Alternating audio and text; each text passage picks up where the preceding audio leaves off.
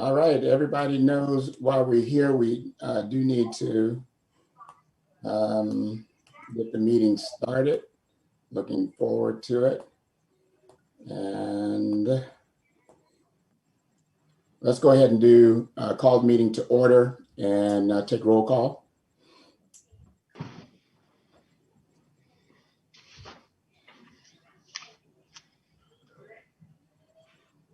Hang on, we got a couple of folks coming in too. Okay. So I'll start with Councilor Ocholi. Yeah. Okay. Councilor Thompson. Here. Councilor Moore. Here. Councilor Platt. Is he on yet? On there. Yep. Okay. Councilor Paulson. Here. And you said you were going to be late. That's why I'm out of breath. Hello, President Bender. Here. And Mayor Gibson. I'm here. I think that's all accounted for. Okay, that sounds good. Now, based on what we're doing tonight, do we really need to do open forum? No, I don't think we do. I don't think we do either. So I would like to move right along and get into the new business. And the new business is to discuss and consider planning commission applicants. We have, and I just want to start off by saying, this is pretty exciting to me to have 6 wonderful candidates for one spot. This is a first in King City as far as I can ever remember. And I go back to 2008. So I'm very pleased to see that we have 6 great candidates for this one position. And it means to me that there are more and more people interested in being involved in the city business and to make sure that King City is the best it can be. So I want to thank all of you for applying. And it's the only unfortunate part of this is that we only have one spot. So the way this is going to work, we will introduce each one of you. Ronnie was very creative. He said that he's going to do it alphabetical order based on the first letter in your first name. And it just so happens that the 2 ladies get to go first. So I think it worked out beautifully. And so with that being said, we can get to it. And I think, are there any other ground rules, Mike, that you want to put on the table before we get started? No, I just wanted to kind of go over the process a little bit. For the candidates that are here, what we're asking you to do is kind of go through your application resume, tell us why you're qualified, and at the end here, field any questions from the council on any positions or relevant information that may be applicable to the position for which we're trying to fill here. At the end of the day, essentially the mayor selects a candidate, proposes that candidate at the next city council meeting, and then the city council will have to ratify that candidate, either approve or disapprove of that candidate. If the city council disapproves of the mayor's first choice, then we'll go to the mayor's second choice, I would imagine, and accept nomination second or move in a second to accept and go from there. So that would be essentially the process that we're here. The city council is here to kind of hear your pitch and hear your take on everything that's going on and why you want to be a planning commissioner for King City. We are not trying to drill you with interview questions or things of that nature. So this is your opportunity to explain why you're a great fit for King City at this point in time. So thank you all very much. We do appreciate your participation for sure.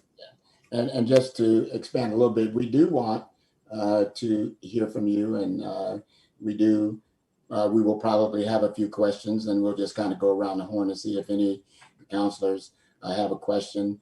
Maybe we can use the raise your hand feature. So Ronnie or Mike can call on you to ask your question of any candidate, okay? So I think that will help keep the process going along. Now, do we want to establish any time limit for each candidate to speak? That depends on how long you want to be here, right? I have all night. I'm not going anywhere. I would think that at least we can keep our presentations, I think, under 5 minutes per candidate, and then have a 5-minute question and answer for each one. That would put us right about an hour. Okay. I think that should be sufficient time for us to kind of explain what we're doing and what we're about. So okay. I did pre-prepare some questions.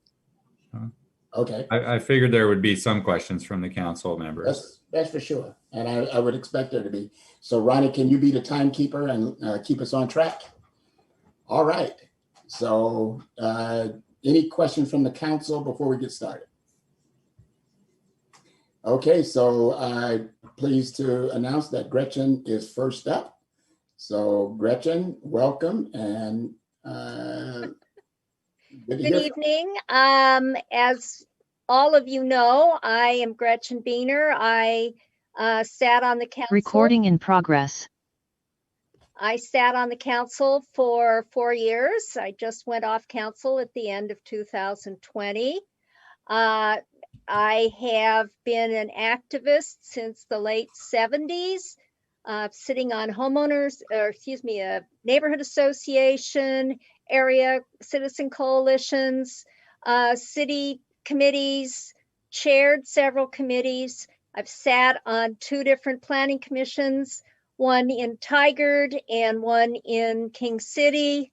I have been a city councilor both in Tigard and in King City. And excuse me, my husband was waving at me. I have been a real estate and land use lawyer and estate planning for 40 years.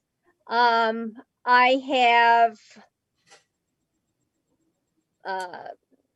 as I said, been an activist in almost every forum, whether it's being a hearings officer, whether it's representing neighborhood associations, whether it's representing myself.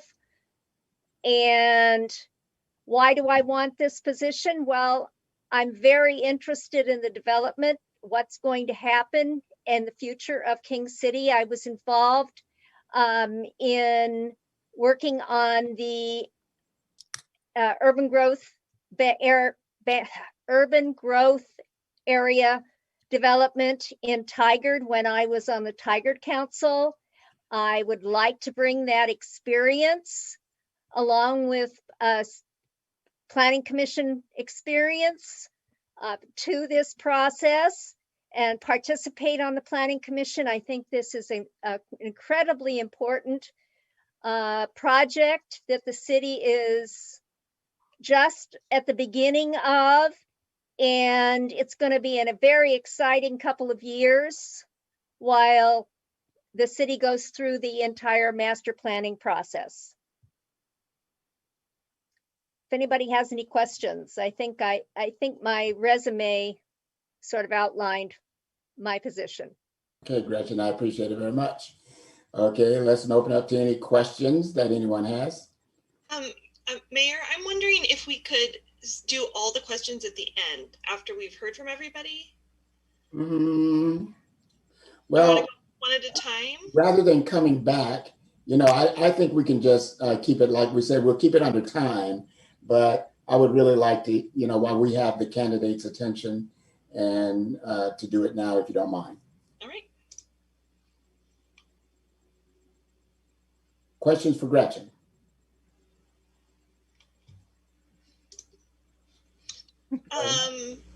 Wait, did someone else just start talking? Are we doing the raise hand? I'm gonna try it out. Okay. I believe I've raised my hand, friends. Raise your hand and fire away.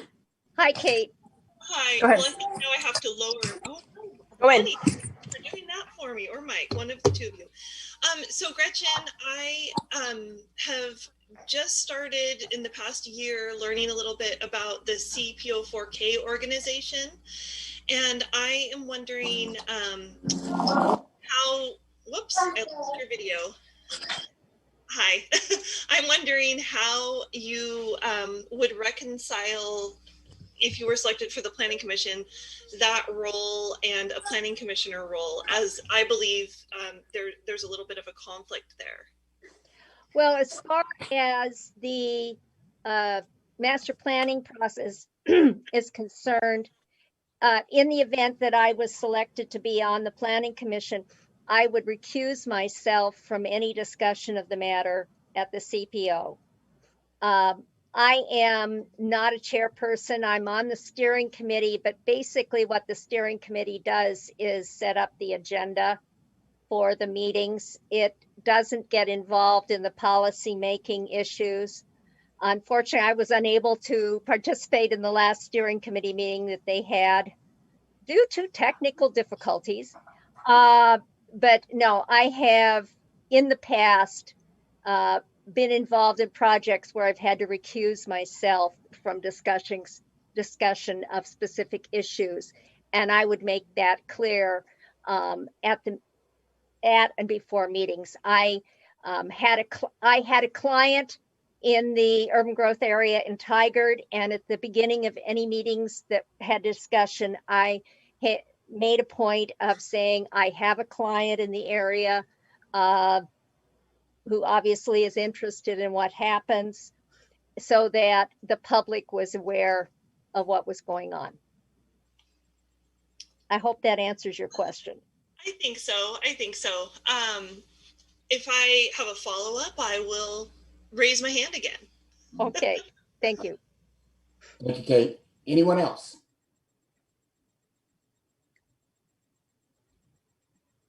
And I think this is all because we know you well. So, so Gretchen, thank you so much. We'll move on. Thank you for your time. And we'll go to Heather.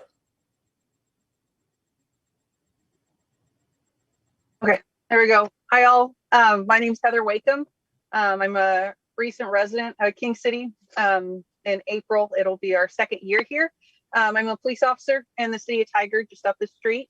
I've also been involved in several volunteer organizations, such as St. Anthony, Meals on Wheels. So I have a lot of experience working in the King City area as well for a volunteer.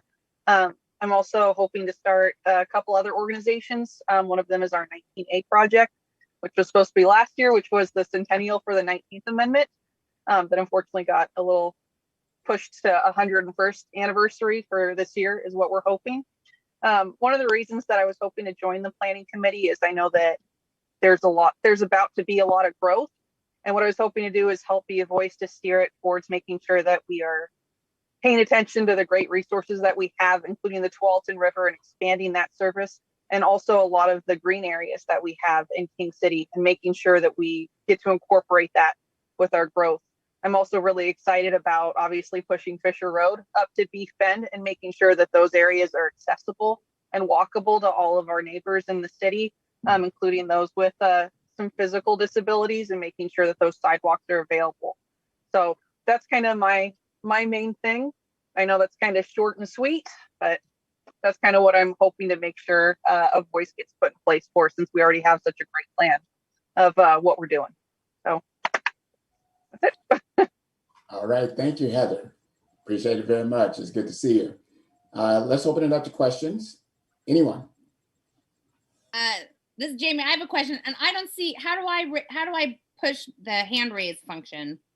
You got to press the screen, Oh, and okay. then there should be a more section all the way over to the right. Oh, And then I think it's the top thing, or the top option. all right, perfect. There you go. So thank you, Heather. It's nice to see you again, and I appreciate you planning applying again. We always commend people who continue their application process. And I think one question that I would have is, as a city employee of a different city, are you concerned at all about any carryover or any potential conflict in the two cities as far as the planning? Do you see any issue with being a employee of the city but serving on the planning commission? I guess I would see it as more of a benefit since I obviously get to work a lot with the city side of Tigard. And one of the things that I like that Tigard is doing is their focus on walkability and their focus on integrating their natural areas. And honestly, we lived in Tigard for a while, actually for about 7 years, and we made the choice to move to King City because of the resources that King City had, because of the growth that King City is having right now, and their proximity to the river. So I think one of the nice things is coming as a homeowner that's been able to choose between the two cities. And obviously I think I made the right decision because we live so close to the river, is something that I want to share and make sure that other people know that we have. Because I think that's going to be such a great benefit for the city, especially when we push out on Fisher and go all the way out to Beef Bend. We still have access to that whole river. And one of the nice things about Tigard that I get to see is all of the parks. And one of the nicest parks in Tigard is going to be Cook Park. But our whole city, it could be like a version of that Cook Park neighborhood. And I would really love that. I would really love the opportunity to help develop that and make sure that's a resource that we would get to provide our neighbors with. Awesome. Thank you. Yeah. Okay. Thank you, Jamie. Okay. Any other Yeah, questions? thank you. And hold on, Heather, Oh, you're not sorry. up yet. I want to make sure whether or not there are any other questions from any other counselors. You guys are very quiet tonight. Okay. Oh, I think Mr. Weston has one. Okay, Mike. So Heather, my question is, how do you feel that you can take your background as a police officer and apply it in the role of a planning commissioner? I guess one of the main things that you obviously think about police officers is going to be about safety. And as far as developing new areas, there will always be that focus on safety. Like I'm in a parking lot right now, so that's why my eyes are darting, is because I'm trying to pay attention to what's happening. But something that, at least I notice in Tigard are, infrastructure things that could be improved on. And some of those things I've seen for King City as well. And one of those is obviously 131st and how it was before the remodel and how we were able to change it to be a lot more accessible. The same thing could be seen from the Planning Commission standpoint, is I'd be able to, point out those things, especially about pedestrian safety. One of my focuses with my police experience and career is traffic safety and pedestrian safety. And that's one of the things that I really look for is, our sidewalks accessible, our bike lanes accessible, and especially, any pedestrian crashes, because those are obviously going to be the most dangerous. One of the issues that we're having in Tigard right now is the safety of our parks and a lot of complaints with our recent houseless issues. And so that's something else that, even if I'm not picked, I'd obviously still like to volunteer with the city, is, those are the things, there are ways to make spaces more livable and more accessible for more people. And I think that's one of the things I'd really want to bring to the planning committee, is making sure that we have the most resources available for the most people. And I want to make sure that's accessible and safe. Okay. And my other question is just regarding time. Being a full-time employee and a police officer, we don't always have the luxury of schedule of our desires. So is that going to play a factor into a role as a planning commissioner? Or is that, we're a small city, so we don't take too much time, but I just want to make sure that you'd be able to make those meetings. Yeah, so one of the great things about my career right now is I'm about 10 years in, so I get to pick my shifts. So it has been exceptional recently. I actually just moved to day shift and I get to choose day shift. Like it was on the schedule and I got to say, that's the shift I want. I wasn't like the last person to pick day shift. And I've also been really good at balancing my volunteer experience with my service career. So, there are other organizations that I've been involved in. So obviously St. Anthony, they're in the severe weather shelter, that's the southern hub right now for our homeless resources. And even though, anyway, it starts at 3:30 and it's, the ability to make sure that you're able to sous chef for there, to work for, other organizations, you work around it. I'm pretty good at time management. So I think that should be fine, especially with my seniority. Okay. Some of us had the luxury of hearing from you previously when you were going for city council and hearing a little bit about your volunteer work, but we do have new counselors here. and new folks, could you just kind of touch on a little bit of your volunteer work as well? Oh yeah. So I guess just a quick one. Homelessness has always been a big thing for me. So I was actually able to take the summer between my senior year of high school and freshman year of college to actually be one of the main chefs for homeless mission in Portland. And actually it would serve between 100 and 200 men a day. That was obviously a full-time job for that summer. In college, I was our community garden co-coordinator. And at least during my time there, I was able to create, like, it was in Southern Oregon University, so it's pretty hippy dippy in Ashland. So it was very neat. But one of the things that they really lacked was planning, was record keeping, and was financial basis. So one of the things that I was able to bring is allotted community plots, the ability to record how many families that we were serving, and to create a stable financial resource through grants and through our council, through our student council. Since being out of college, I've been able to work with the Northwest Seasonal Workers Association, which is a group that mainly work with migrant families as far as teaching them English and for law help. And then recently it has been helping St. Anthony's and helping, the Tigard Senior Center. And so that's kind of our two main things right now that we're very, very into. Okay. Very well done. Thank you. Yeah. Thank you. Any other questions from anyone else? I just had one last question, and it's a quick one, Heather. Hi, Heather. Yeah, no worries. Mike brought up how we have heard from you before. You and I were together in that. Yeah. And one of the things that you mentioned, and I think you have it in this application too, is like really specific things that you're wanting to see happen. You mentioned a dog. Yeah. So can you talk about like your top two things that you're kind of hoping? Yeah. My top two things as far as what I think would really at least improve my life and the people that I know in King City is going to be a dog park, because obviously there are a lot of dogs, and obviously we have that great telephone line park that I would love to see get used, and obviously a dock down to the Tualatin River. I'm sure the people have heard me say this before. What really stuck with me was last year, you always see people try to go down to the river and it's very steep. And we saw two kids go ass over tea kettle trying to get down that steep hill and then right into the river. And it was super traumatic for them. I still laugh about it, but it's one of those things that, you know, we have this great resource, and to not be able to use it is just, it's very frustrating. So obviously there's the little dock right now that's on the stump. Obviously it's underwater right now, but even something as small as that has been such a help. You know, we're able to help people, you know, put their little, not a pontoon, but it's like the paddleboard. Tell people put paddle boards down there, and it makes our area so much more accessible. And it's such a nice thing to have. So those would be my two. So thank you. Okay. Yeah, All right. thank you. Thank you. Okay, anyone else? Okay, thank you, Heather. Thank you. Appreciate it very much. Thank you for joining us. Yeah, Okay, let's move on to Jim Gates is next up. And welcome, Jim. Hi, Jim.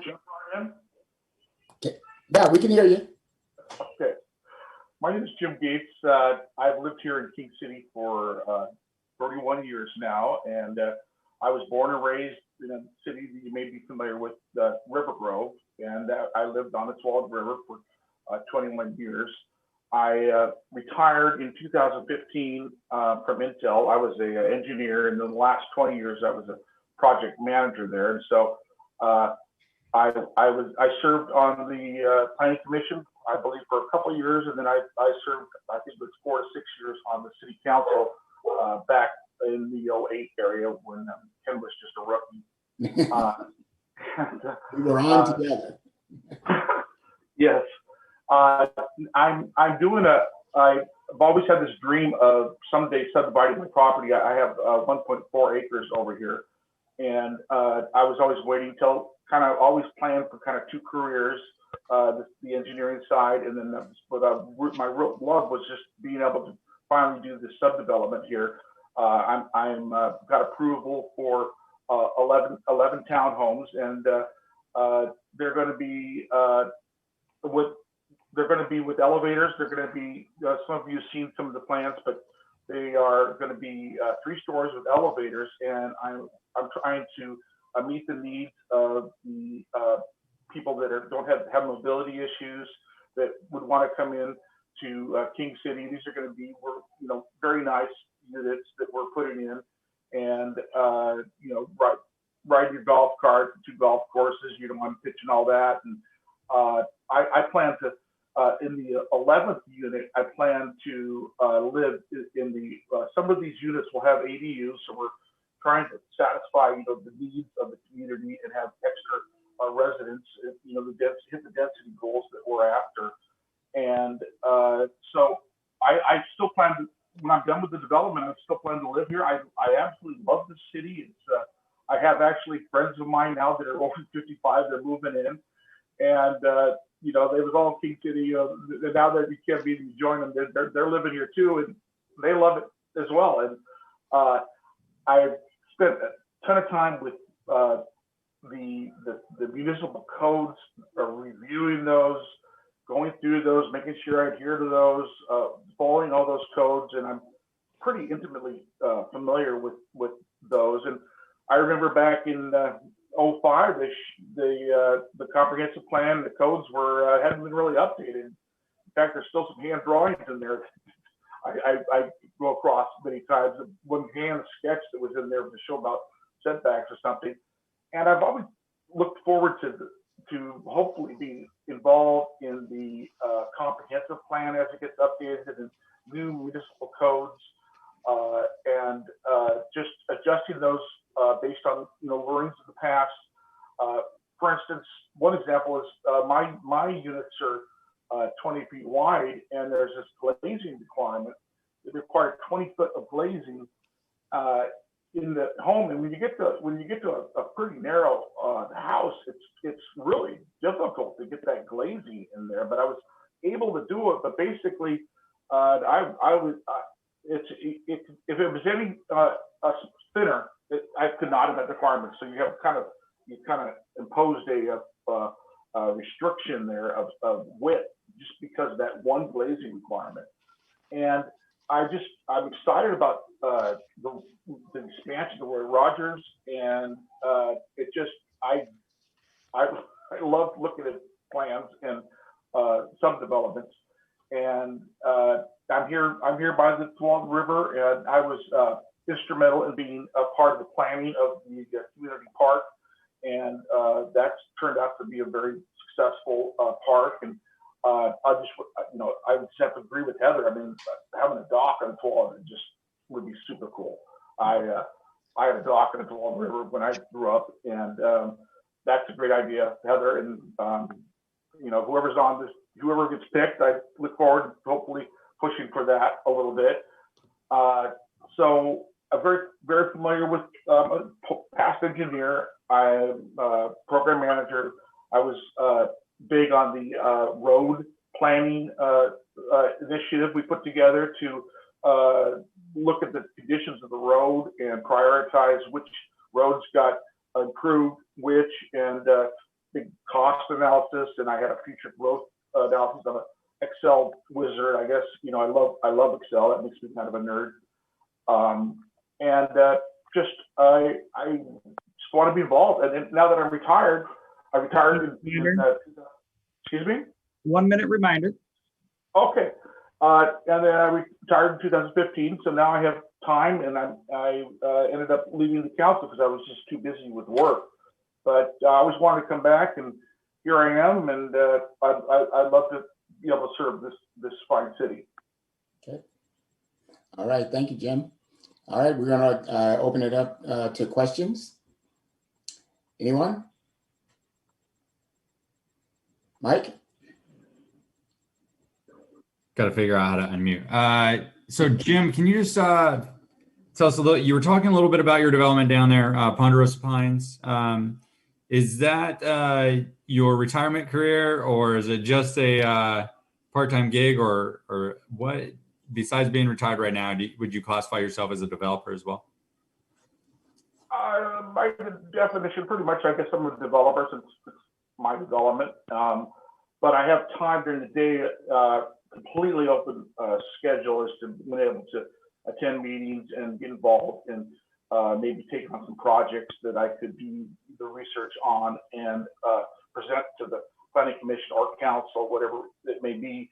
The results of that, I'm really good. I love planning. So it's pretty much, you know, I got the general contractor, I got the horizontal, the roads being done, and that's all ready to go. And so I hopefully can sit back and enjoy it, but I will be involved in for the next year and a half or so. So there will be some time, but I definitely believe I can support this position. Okay. All right. That sounds good. Anyone else? Shauna. Hi, Jim. I'm Shauna. Hey, I'm just curious. I realize that your development has been approved, but do you foresee any potential conflicts of interest with your development as you go down the road of actually, you know, breaking ground and permitting and things like that with your potential role on the commission? I don't really think so. That, you know, the rules are in place, the permit process is in place. I think that if there was any possible conflict that I would just recuse myself. I can't think of any reasons that I would do that, but I would definitely do that if I needed to. I feel that I'm intimately familiar with the process now, and so I feel like I'm going to add a lot of expertise as far as, you know, looking at like future plans that are being submitted to the planning commission, having really good questions that I went through to you know, to move forward myself, and I think that there would not be much conflict. Okay. Do you have any thoughts or plans to do another development in the expansion area? No. Well, not really, but I'm working with Sam Laughlin to my east. He has 1.1 acres, and I'm giving him some ideas. I may consult him to do something similar to what I'm doing. And there's also the property to my north that is going to has developable land, and I'm interested in seeing if I could work a deal on that side. I guess I would be interested if, you know, if it penciled out and that you know, that I get some land that would make sense. But, you know, land is expensive everywhere, and mine was, I paid $20,000 for my 1.4 acres in 1989. Wow. So it's I sat on it for a long time, and it's time to, you know, cash it in. I guess basically, I mean, you know, and it's the revenue is and the the money earnings that I make from it are going to fund my retirement. Okay, thank you. All right, and Jim, I have one question, and I guess that's why these kinds of questions come up, because it says, well, is the planning commission self benefit for you, or is being on a planning commission really designed to make sure that King City gets the greatest benefit from expansion that we're planning on doing and all of those things? And is your expertise designed? 1 minute reminder. Yes. Is designed to benefit King City overall, or is it more self-interest? I think that's the kind of question that is in my mind. I believe that if I was appointed on the planning commission, there's no favors or influence that I'll need, because since it's been approved, I'll follow the codes and the process, and I don't plan on asking for some crazy approval or something. Per the design and everything, it's per code. Right. So I don't see a lot of self-interest, other than I love planning, I love the city, and I love this expansion to Roy Rogers. Okay, thank you so much. That answers my question. Okay, Do we have any other questions? Because I know that we need to move on. Well, I've been sitting here with my hand up. Okay. It's actually very, very quick. I'm just wondering, as a developer, what your and I know all the people are in this room, many of the people that you've dealt with, but what your experience was as a developer working with the city. King City is the best. They are completely cooperative, completely helpful. They are extremely fast. I mean, I've got all kinds of horror stories. If I would have been in Portland and Tigard, Heather, no, I'm just kidding. I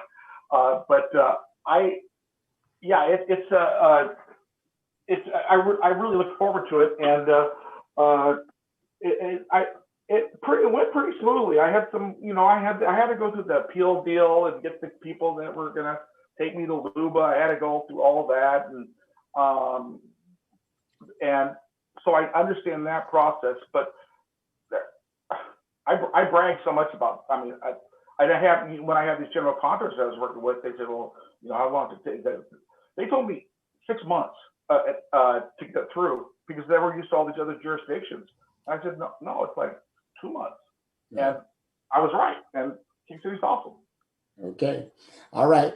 Don't want to cut you off, but we need to move forward. Thank you very much. We'll move now to Joe Casanova. Joe, thank you for joining us. Appreciate it. Good to see you. Thank you, Mayor. Appreciate that. My name is Joe Casanova. I've been here for about 1.5 years, having moved from Pittsburgh to this area because of my 2 grown children decided to move out here. From my career background, I have a large, extensive project management experience in large construction projects, particularly in the energy industry. And I've worked in both the power generation, coal, as well as nuclear. The one thing that I want to say is that I always look at the balance between environmental and development. So I was involved in a 230-mile transmission line, 500 kV line across sort of 3 states. So again, we interfaced with folks, attended dozens of town hall meetings, and with 19 laydown yards existed across that transmission line. This is about restoring that area back into the sort of natural environment. As you may know, also from working the utility industry, there's always a lot of focus on social responsibility, right? So many power plants have parks and have facilities which they support normally the town sort of surrounding that particular area. The one thing that when my most recent position, which was in Pittsburgh as Chief Procurement Officer, we worked there looking at the city of the future. So Pittsburgh, we entered a competition, the city of the future in Pittsburgh as being a sustainable city. And this is about carbon reduction and infrastructure development. I've been involved in large capital projects, infrastructure development. This is looking 3, 5, and 10 years out at what will the power grid look like. So from a professional career experience, I believe I have the right mix of broad experience to be able to bring value to this community and to King City. From a personal perspective, as you may know, I'm the president of Edgewater right now. I landed up with that job, and last year I actually joined the board because I was totally alarmed at what was going on at Edgewater. I heard about these projects about uprooting trees, and I was totally alarmed because that's just not the right way of doing things. So I got involved in the board, and to those that know, a lot of things have happened on the board. But I can also say that I have, with the balance of the board members, started pulling this HOA together. We've got a new property management company on board. We're getting ourselves back on the right sort of financial track. My reason for wanting to serve is that there are no interests that I have in this other than to serve the community. and serve King City. I believe I can be a good spokesman for the city, as well as a good representative for Edgewater, and be able to keep people informed, because in many of these things, the biggest failing is always poor communication, that people are not talking to, they're not talking to each other, and people don't know what's going on. So having that information available is very important. The other one is also to keep like developers honest. So again, I bring that balance between, yes, I know we need to develop, that's all very well and good, but there's always a fine balance to be able to make sure that we keep our ethics correctly, make sure we're compliant with state requirements, federal requirements, and at the same time, developers are serving the community, so they need to also be able to donate and be part of that of that sort of progress of the city as well. That's what I have. Very well said. Okay, let's open it. Thank you, Joe. Let's open it up to questions.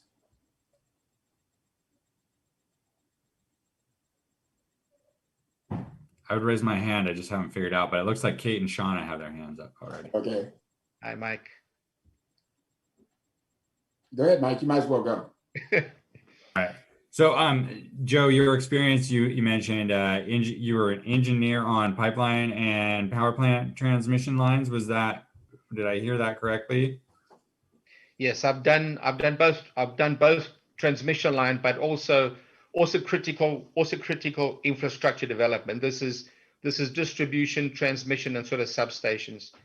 And then I was also involved at Exelon, where this is a reduction about like real estate footprint. This is like the overall footprint of the organization, just reducing sort of carbon footprint of the organization.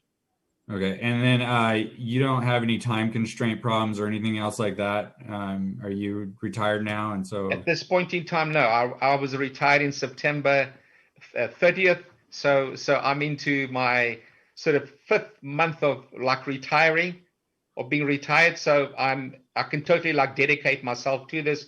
I want to get involved in something that I'm using my head, and I can be active. So I have the time, I have the passion for this. And again, I definitely know I can bring value to it. Bringing my mechanical engineer experience with project management and my Lean Six Sigma expertise, I can bring those sort of 3 things together and help everyone. Thanks, Joe. I appreciate it. I'll let Shauna, Kate, and Mike ask the fun questions. Kate? Thought we were going to maybe paper, rock, scissors or something. Joe, congratulations on your retirement. And I don't live in Edgewater, but congratulations on taking on that big job as well. I know that it's probably taking some time there. You spoke about, and you mentioned something in your application about the perceived lack of transparency. And I was just wondering what thoughts you had on how to close that gap or how to fix that. Well, yes, the really important part of that is about like very good means of communicating to what it is we're doing. So again, I've been involved in mergers and acquisitions of like 2 major power plants, or 2 major utilities. And this is about informing people, which is well publicized. Obviously in the old days without COVID, we'd use like the sort of we'd use like our sort of city halls, right? We'd have multiple town hall meetings to be able to make sure that everyone knew exactly what was going on before things happened. Obviously with COVID, there's a little bit of like restriction things that we have at the moment, but again, it's about being able to communicate this information across to everyone. So I know other people have their hands up, but I have seen you at a lot of the meetings that we've had. I've seen you at city council meetings and planning commission meetings. Yes. Why do you think other people aren't coming? I cannot answer why people ain't coming. I'm just saying for any of these things, you need to have both the passion, right? And you need to have the sort of sense of I have a sense of responsibility, to do things. And I landed up being the president of Edgewater. It wasn't because I chose to be. Well, I landed up with this, but now I sort of feel it's my responsibility to put it straight. And yeah, I'm committed to doing that. Thank you. Thank you, Kate. Who's next? I had my hand up, but I took it down since other people had questions, and so go ahead, Micah. Okay, Micah? I just actually wanted to ask if, not necessarily for you personally, but do you see any conflicts of interest between the interests of the HOA in Edgewater and the interests of the city as far as expansion? I personally do not, because I always look at, I'm a very sort of fact-driven kind of person. And again, I like to sort of separate between emotion and facts. So again, I know there's a little bit of, there's been some like emotional stuff on the Edgewater stuff in terms of people objecting to things. But again, people have been objecting without really understanding exactly what it is they're objecting about. So again, this is where the whole communication parts comes in, right? It's okay to have a concern, good, but let's address the concern, and here are the facts. And I can tell you from past experience on large construction projects, I mean, those initial concerns are valid, right? Until people get to really understand what it actually means. And that's the part about the communication. That's the part about keeping people informed and providing good details about the stuff and facts from fiction, right? When people say, well, we're going to have this, can you please be more specific, like what that exactly means? And that's where I can bring that value into it and support it. Thank you. All right, well, thank you, Joe. Shauna, did you want to ask a question? No, I raised my hand when nobody else was going to ask a question. So Okay. I was going to ask a question, but out of respect for everyone's time, I know Joe, so I know all about him. Okay. Well, thank you. Joe, I appreciate it. I think all the questions that I might have already been asked and very well answered. So I appreciate it very much. Thank you, Maggie. Thank you. Let's move on to Mike Meyer. Hello, I am Mike Meyer, and first of all, I'd like to, am I coming up here? There we go. Yeah, no, you're there. Yeah. All right. First of all, I'd like to thank you for opening up the applicant pool to those of us that live in the expansion area. I believe I'm probably the only applicant that lives in the expansion area, and probably would be the only person, if selected, to be on the planning commission from the expansion area. So I think it offers a different perspective. In the interest of self-disclosure, starting this last Monday, I'm on the Stakeholder Advisory Committee. Also, as of yesterday, I'm the vice chair for CPO 4K. So I think that might come up later in the question. That might be a question. So we might have a discussion about that. As far as my education and work experience, a couple of years at Portland Community College, 2 years at Portland State, spent 2 years at U of P taking leadership and management courses through Air Force ROTC, spent some time as an Air Force officer, moved on to the airlines. I've worked in the airline industry now for over 30 years.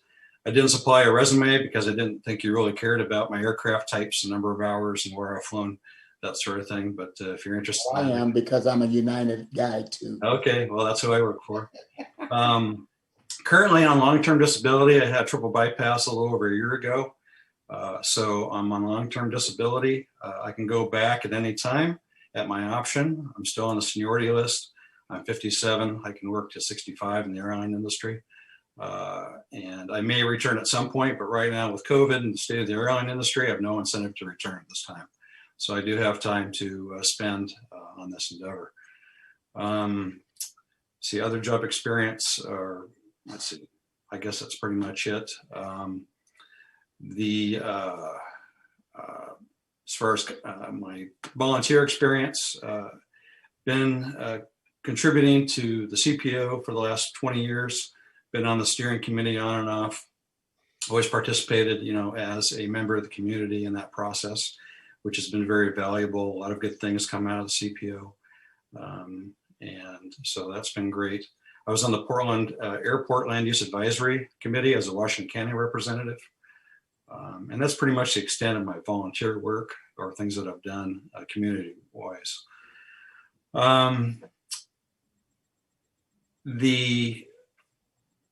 My family background I don't know if you probably read the applications. My great grandfather purchased property out here in 1880. So I'm very passionate about, this expansion area. Back in mid 90s, when the urban growth boundary was really an issue and they started to designate areas as urban reserves and rural reserves, I got involved in that process. Went to Metro, wrote letters. Don Morissette was a Metro councilor at the time with Mike Burton, who was my PAS at U of P, and Susan McLean. A lot of those people were on the council. So I got very active in trying to protect our area out here. And first of all, it was designated as a rural reserve. I think it was number 47 at the time. So worked pretty passionately trying to, keep things the way they were. But of course, time moves on, things change, and the reality has changed. And so my primary motivation for being on the Planning Commission is to make sure that this area that my family's called home for 140 years grows in a responsible manner, and in a way that promotes livability and protects the environment. I own about 1,600 feet of river frontage on the Tualatin River. I do have a dock. I've enjoyed it all my life, and so have my predecessors. My daughter's going to have a baby here in April. He'll be the 7th generation to live on the family property. So to say I have a vested interest would probably be an understatement. So it's very, very important to me. I'm very passionate about this. And I think being on the Planning Commission would offer a different perspective than maybe others can offer, being that I've been here for such a long time and have so much to protect. As far as what I can provide, I have a broad-based knowledge from drawing from my time in the geography department. I don't have any advanced degrees, but it definitely gave me an awareness of urban planning when I travel around the world. Whenever you have an area of study, it seems like it affects you going on. If you're a meteorologist, you're always looking at the clouds and trying to figure out if it's going to rain or be a sunny day. And for me, I look at urban planning. I could talk about many different instances of things I've noticed in my travels, but it's definitely an interest of mine. What I'd bring to the committee would just be my passion, my perspective, and I have a very strong work ethic. I know that the expansion is a huge topic right now for King City. The big pot on the stove is that, but I understand also that there are other aspects to this job that are equally as important as far as being on the Planning Commission.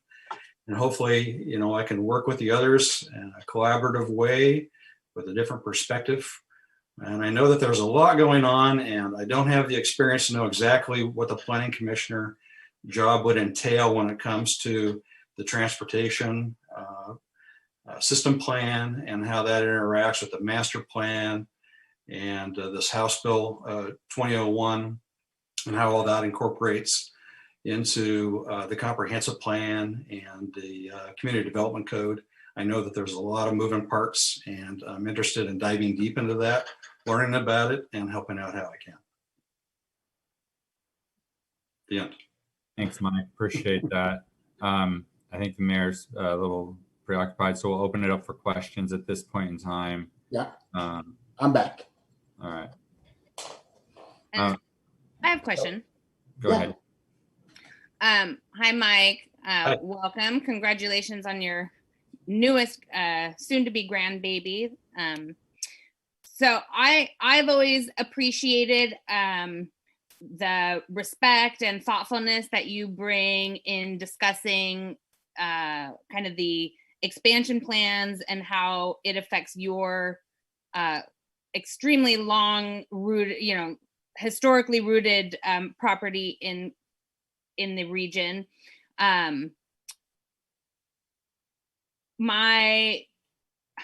I guess, can you speak to the role that you would have to serve on the Planning Commission to serve the greater part of the city, and what how that would affect you, you know, if ultimately the issue impacts you personally about some of the growth decisions that are going to be made. How are you going to balance, you know, the duty that you would have to the city versus the detriment, your perceived detriment to your family's property, I guess, is I don't know a better way to articulate that, but I think you're in a unique position, I think. I am. I think that's a very fair question and a legitimate concern. Can you hear me okay? Sure. Mhm. Okay. I think no matter if you're going to open it up, this position to anybody in the expansion area, then that same question can be asked of any of us. Sure. So anybody that wants to sell, then it's a financial aspect of it. Anybody that wants to protect the land, then there's that element of, okay, well, is he going to steer things toward protecting his own interests? And of course, you know, you're correct. I do have that history, and I mean, if I had it my way, I wouldn't see any change. But like I said, the reality is that it's going to change.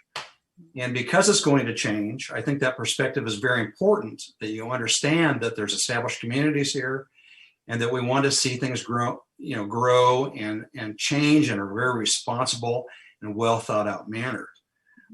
So no matter who you talk to out here, you could say the same thing, you know, in terms of, you know, where are they coming from? And I'm going to be really upfront with you that, you know, that's where I stand, but I do understand the reality of it, and I just want to see things, you know, develop in a really thoughtful and you know, responsible manner.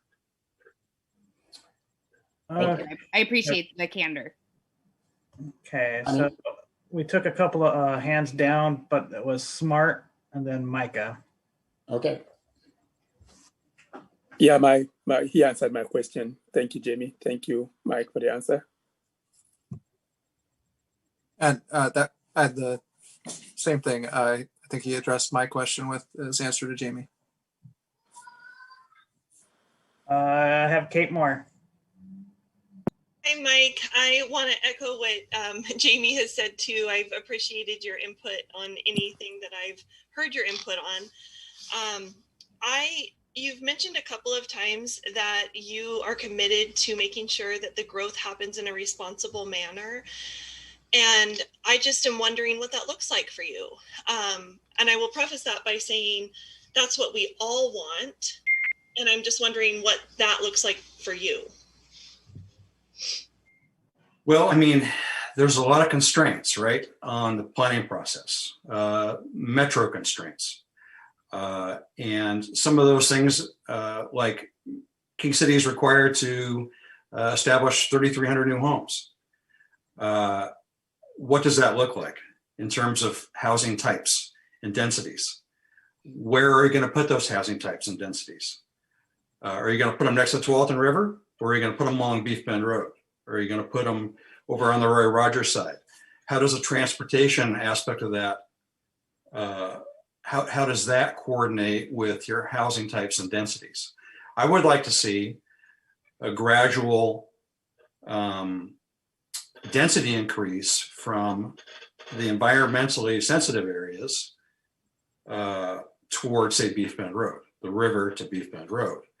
If you're going to put your lower density stuff somewhere, I put it next to the riverside. I would put your higher densities toward Beef Bend side, where there might be TriMet, or toward your town center. There are 5 streams on west of the power lines, and each one of those poses, I think, a challenge in trying to protect the environment. On my property, I have a huge washout, cause from erosion from the development up on Bull Mountain. And I've been working with Clean Water Services, Washington County, the CPO, and anybody that'll listen to me to come take a look at what's going on and look at the damage that's happened to me and my property. It would take probably several $1 million now to remediate what's has gone on my property. And that's a direct result of the development on Bull Mountain. So I would have a very keen interest as we move forward and whether or not I'm on the planning commission or not, I will be involved to make sure that water is handled in an appropriate manner, that it just doesn't go downstream and whatever happens, happens, which is what happened in my case. So, there's a lot of aspects to this. There's a lot of things to consider. Hopefully that answered your question somewhat. You did. I'm wondering if I might ask one more very short question. Right. So yes, I do have a question about CPO 4K, and I did not realize that you've been involved with that organization for many, many years. And so in the midst of reading everyone's applications and everything, and I came across the bylaws actually for the CPO 4K. And I did note that the CPO 4K prohibits members of the executive team from, like, you can't be an appointed or elected city official. And so I'm wondering if you were to be appointed to the Planning Commission, if you would feel comfortable then stepping away from your role at the CPO 4K, because, and I wasn't even going to ask you that, but then when I heard you say that you've been involved for many, many years, it made me wonder how you would feel about that. I would definitely withdraw from CPO 4K because I feel that this Planning Commission job is far more important in terms of what I can provide to the Planning Commission. So I would just let CPO 4K know that I'm accepting the appointments, and that to find another vice chair. But I would still participate, as a community member. I would hope that would be all right. Yeah. Yep. Thank you. Okay, and I have a question for you, Mike. Understanding, you did say that you're a part of the Citizens Advisory Committee for the Transportation System Plan and Master Planning. Is that correct? On the Stakeholder Advisory Committee. Stakeholder Advisory.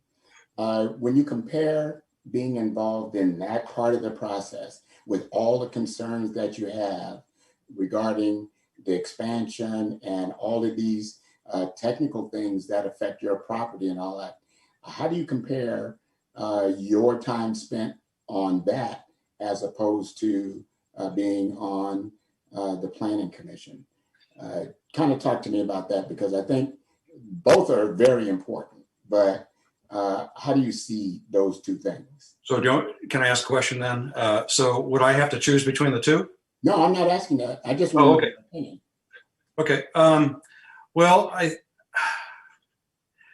think on the Stakeholder Advisory Committee, I would be more, my thinking would be more in tune to my immediate community, and that would be the 147th community.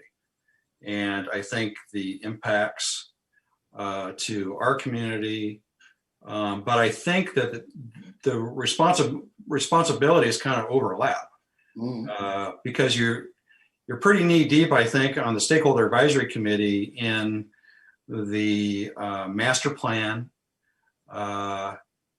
aspect of things. But on the Planning Commission, I think that you're involved in all aspects. I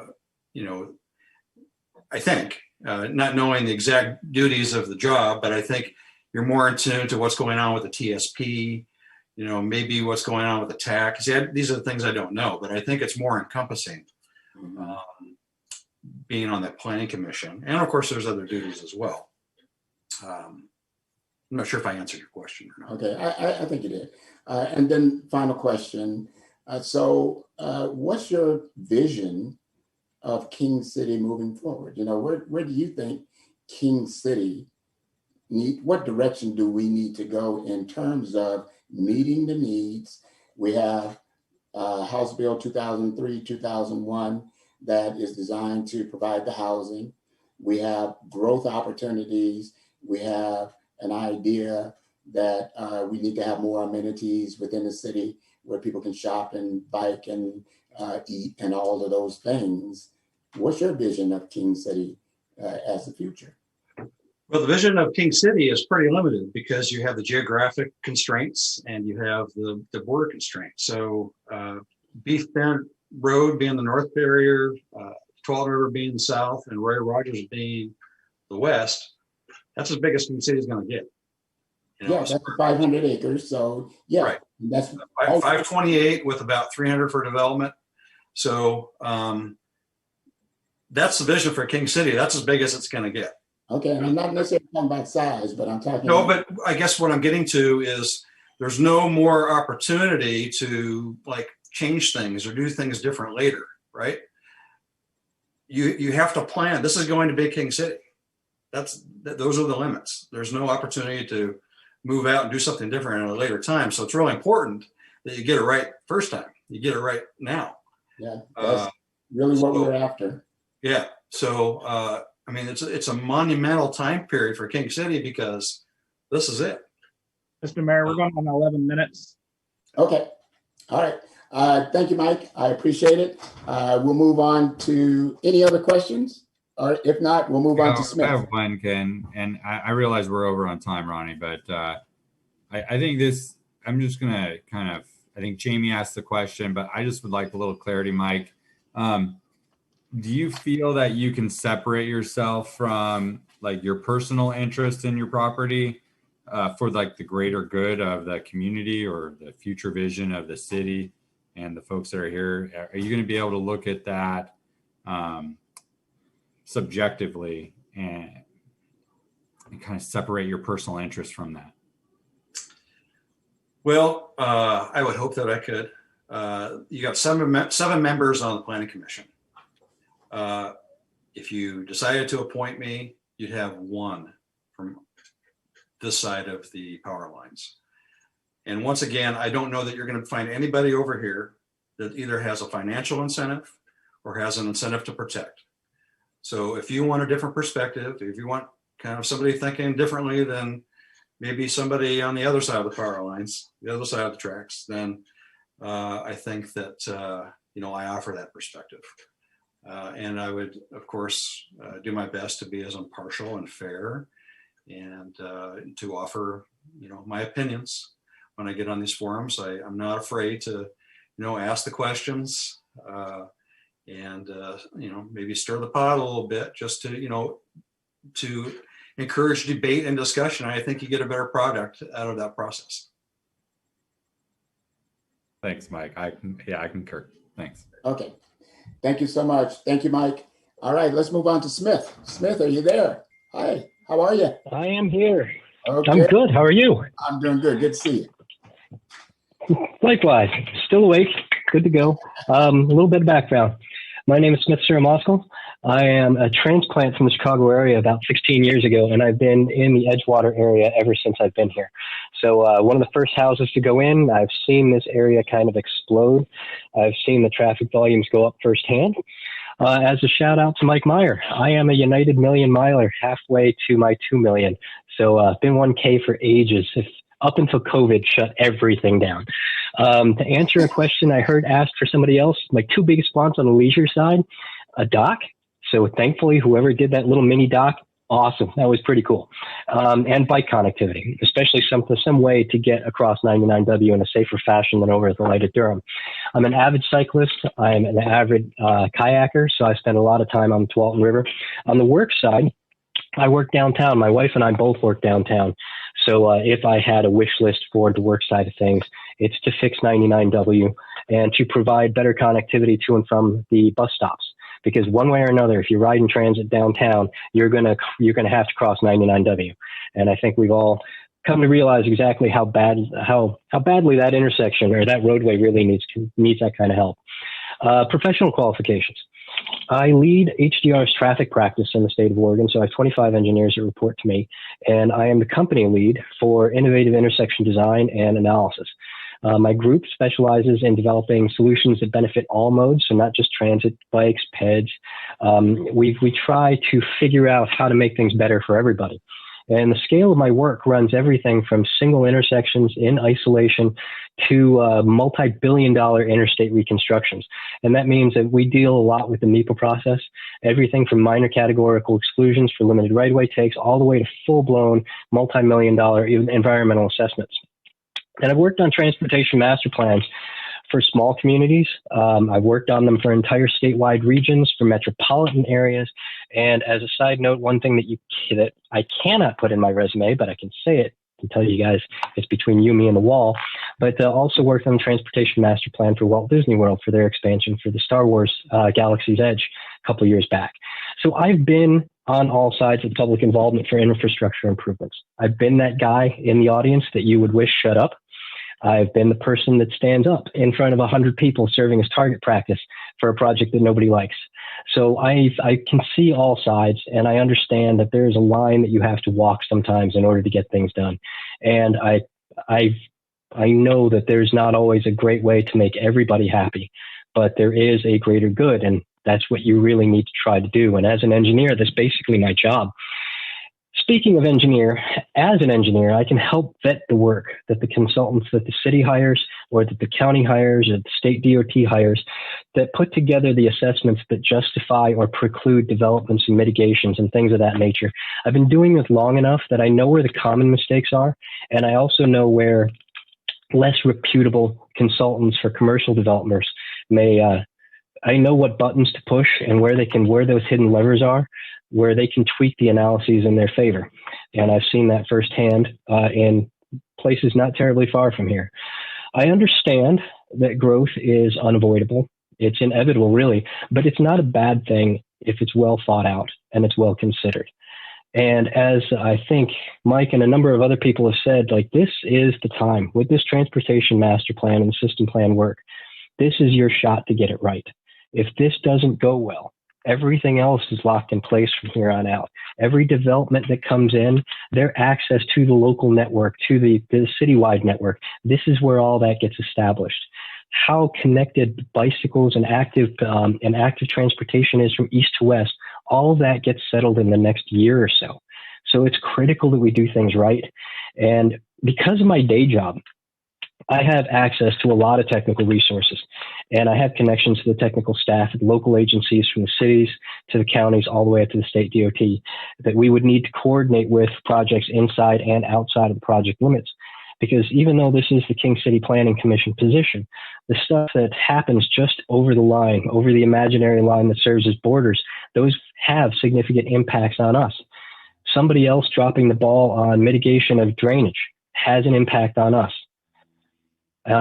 Somebody dropping the ball on doing proper traffic analysis to provide mitigation for development of a whole mess of homes, if they don't do that right, it's pieces of our network that fail, and that directly impacts our quality of life. So that's my pitch. This is sort of my day job, and I wouldn't mind making it my night job. And in terms of volunteer work, and nothing from a governmental perspective, I volunteer at the Oregon Coast Aquarium as a diver. Haven't been there in a little while because of COVID restrictions. And once upon a time, when Yamhill County had a canine search and rescue unit, I volunteered training their dogs.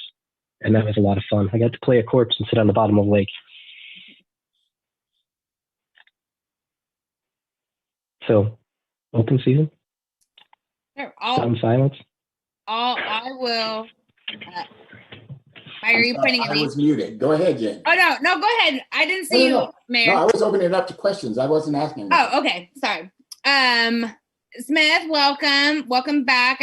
I'm glad to see you again. I always appreciate, people who reapply. I think it speaks to people's character. And so I'm glad that you reapplied. I also have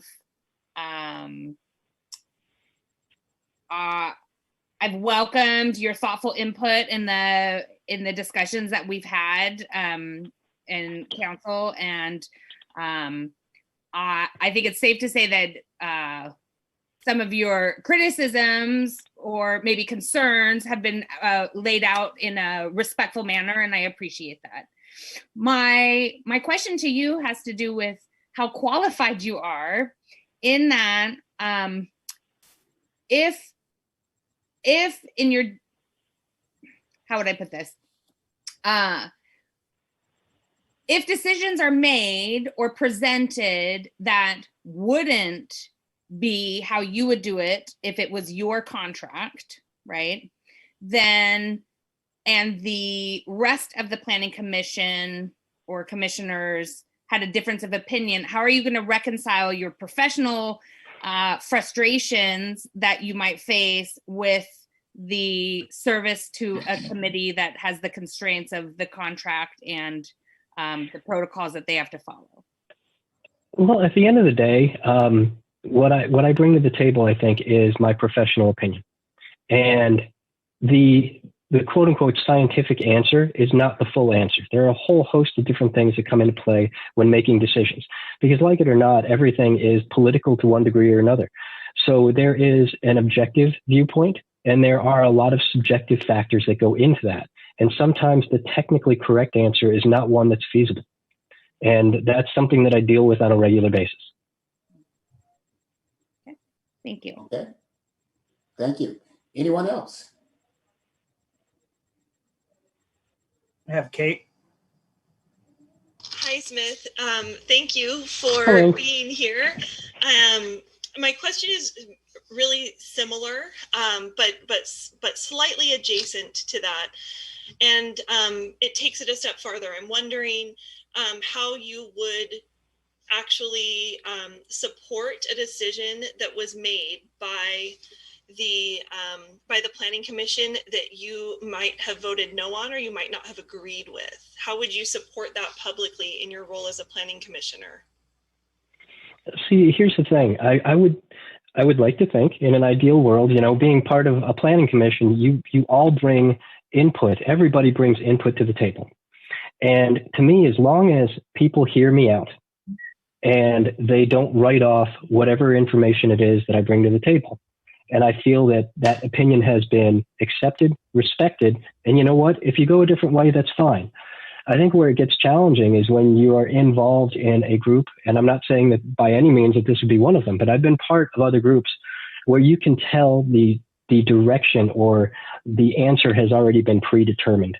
And everything, all the analysis or all of the other administrative things that happen as part of government are basically just showpieces to say that we checked the box and then we went through the steps. But really, you knew what the answer wanted to be, what people wanted the answer to be all the time. I think I would struggle in a situation like that. But at the end of the day, it's you're not going to win every fight. And it's more important to stay in it and to continue to have a role and to continue to have influence than it is to burn your bridges on something that you don't necessarily agree with, because you don't always agree with people. That's just the way things are. Thank you. Next up is Shauna.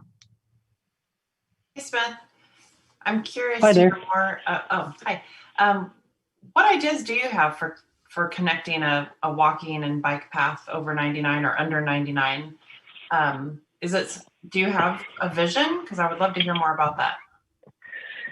See, the catch is that I know that there's a plan. I believe it's either Washington County or Metro that wants to punch a bridge over as part of an extension of the West Side Trail, basically right under the BPA easement. And that solves one of the problems. I mean, in their grand scheme of things, that would connect you all the way down to Wilsonville and all the way up the West Side Trail, all the way up into the Beaverton area and things like that. But one of the things that we're really missing right now is an east-west connection across 99W. And running that through the signals the way they are right now, I mean, King City doesn't have a good approach to get to 99. You have bike lanes on Fisher Road, but once you take Fisher to 99, you're on your own. And that's not a low-speed, low-volume facility. So asking, say, a 5-year-old to accompany their parents and ride on the shoulder of 99W, that's simply not going to happen. If there's an easy way to get across, it's probably some modification of the existing Durham Road intersection. But what that would require is a path kind of through the Royalty Parkway side of things and coming back past like the liquor store and the Pizza Hut, down through that stop sign and across into that four-way signal. The catch with that is there's so much going on there in terms of driveway access and in terms of parking that something has to give in that area to provide for a decent on-street bike path that would take you from Royalty to that light. Because once you get across the east side of the light, you have a bike lane on both sides, and you can get into Summerfield, and there are places to go. And if you can get down to, I forget what the street name is, I think it's 108th or 98th or something like that, you can take that southward and down into Cook Park and run along across the river. So the biggest hurdle that I have in terms of what I perceive to be an issue with connectivity, east and west, is that block across 99W to get you to the Cook Park connection and to Summerfield. And I think the easiest path to go would be through King City and in through the stop sign area by the banking and that area and that section.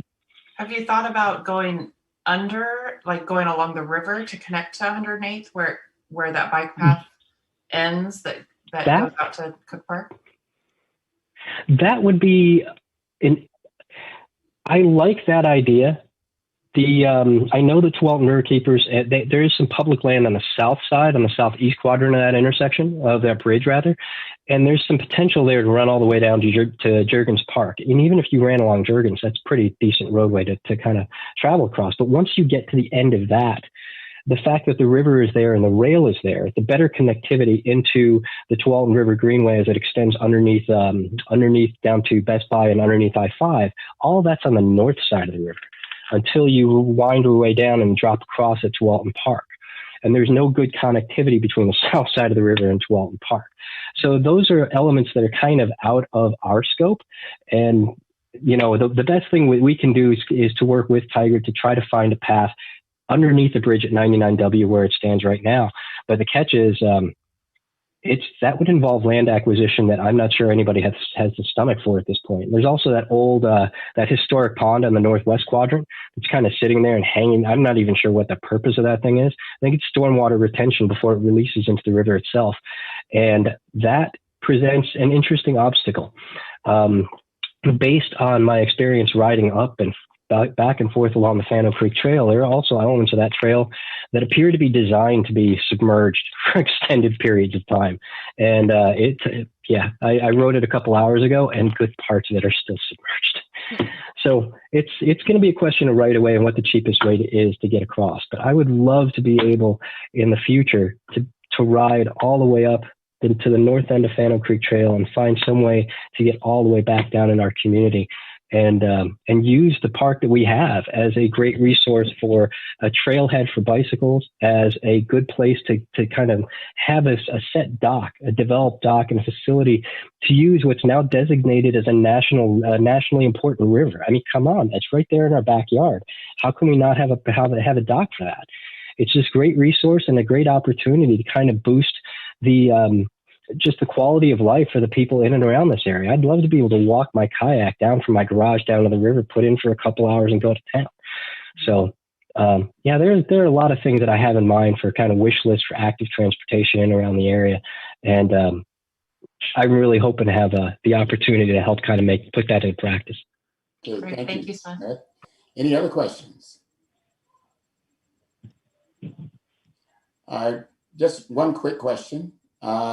If you were to have a vision of King City 10 years from now, 15, 20 years from now, what would that look like to you? To me, I want to be able to have an infrastructure in place that would allow me to feel comfortable with a 10-year-old or a 70-year-old walking from 99W all the way down to Roy Rogers Road, from one end of the city to another, without feeling like I would need to worry about that person.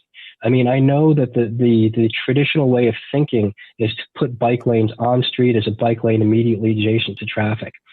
But, and I think the push to kind of make active transportation more a part of transportation has led to people thinking that is all we need to do. Really, what I would like to see is a step away from what 99W looks like. I don't want Roy Rogers to look like another 99W when you go north into Tigard. I don't want that strip development to happen along Roy Rogers. I don't want it to happen around Beef Bend. There are ways to make the community more appealing and to kind of spread out the density of development and to create multiple little nodes, things that don't necessarily generate the need for single high volume facilities. And I think at this point, before there's development on the west side of Roy Rogers, now is potentially the time to kind of talk to our partners at the county and at the city of Tigard to change the cross section of Roy Rogers and at least protect some of the land on the west side so you can go to more of a boulevard type cross section. Because right now, all they have planned is 5-lane cross section, 2-way left turn lane in the center, and bike lanes on the outside. With the kind of traffic that's going to be on that roadway, you want to go away from having the on-street bike lanes and go to a multi-use path that's offset, that's protected, a sidewalk that people feel comfortable around that's not just right up against the back of curb with traffic moving at 50 miles an hour.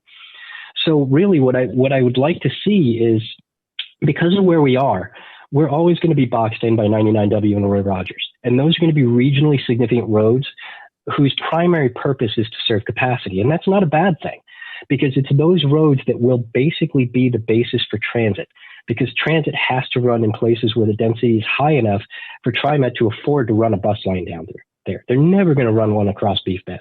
That's just the way that it is. But that means we have the opportunity to provide connectivity between the two in such a way that it preserves the nature of the neighborhoods and the future development, the existing development in between those two roadways. Okay. All right. Beautiful. Thank you so much. I appreciate it. Any other questions? Well, Smith, you're the closer, and appreciate it very much. Well done. Mike, Ronnie, do we want to close it down? Just explain to everybody that a decision, conversation about a final decision will occur on Wednesday the 17th at our next city council meeting. And like I said, all of you guys did a wonderful job. Appreciate it very much. We learned a lot about you as individuals. I appreciate the questions that's been asked by the council. And this is a process, and we appreciate the process. So, Kim, can I make a comment real quick? Yes. Just make sure that everybody attends the next meeting too, just in case counselors have questions for you or clarifications. Okay. And then I'll just kind of. Is that the same Zoom link for this? Yes, it will always be the same Zoom Okay. link. Yeah. Okay. If I eventually end up changing it so I don't get bombed again like we did last time, I will let everybody know. Okay. And then So, just Mike, what were you going to say? Yeah, I was just going to reiterate the process here. Essentially, the mayor is the one that has to make the recommendation, and then the council either rejects or ratifies that recommendation. So, Ken, you've got some thinking to do. I do. And over the next week or so. Looking at the candidates, there's no such thing as an incorrect decision. But a decision will in fact be made. And I appreciate every one of you. I appreciate the time that you spent with us. And I appreciate your honesty about what your position is on and your interest in being on this planning commission. So with that being said, we do need a motion to close. I will close the meeting. Second. Can I get a clarification for that, please? I motion to close the meeting. Okay, and then Jamie, you seconded. I did. Okay, perfect. All in favor, raise your hand. I think that's unanimous. I can't see everybody, but I think it's unanimous. So thank you guys very much. I appreciate you guys staying within the time limits. We were a little bit over, but we did good. So thanks again. And I look forward to seeing everybody next week. Thank you. Thank you, Mayor. Thanks, everyone. Thank you. Thank you. Great job, everyone.